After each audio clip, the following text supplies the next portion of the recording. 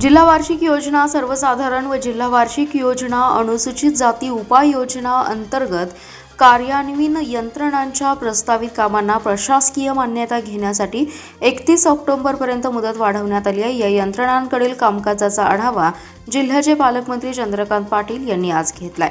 यावेळी त्यांनी सूचना दिल्या। जिल्हाधिकारी कार्यालयातील बैठक कक्षात आयोजित या बैठकीस जिल्हाधिकारी अशोक काकडे, पोलीस अधीक्षक संदीप घुगे, आयुक्त सत्यम गांधी, निवासी उपजिल्हाधिकारी डॉक्टर स्नेहल कनीचे, पालकमंत्र्यांचे विशेष कार्य अधिकारी बाळासाहेब यादव यांच्यासह विविध राज्यस्तरीय यंत्रणांचे प्रमुख उपस्थित होते।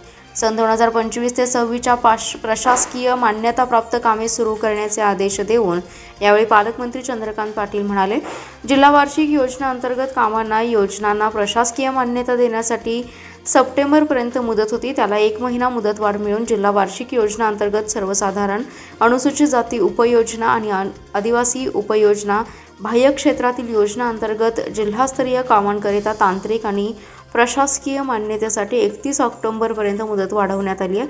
त्यामुळे उर्वरित अवधी पाहता व तसेच सुट्टीचा कालावधी लक्षात घेता सर्व कार्यान्वयन यंत्रणांनी तांत्रिक आणि प्रशासकीय मान्यतेची कार्यवाही गतीने करावी यासाठी पाठपुरावा करावा असं त्यांनी यावेळी सूचित केलं।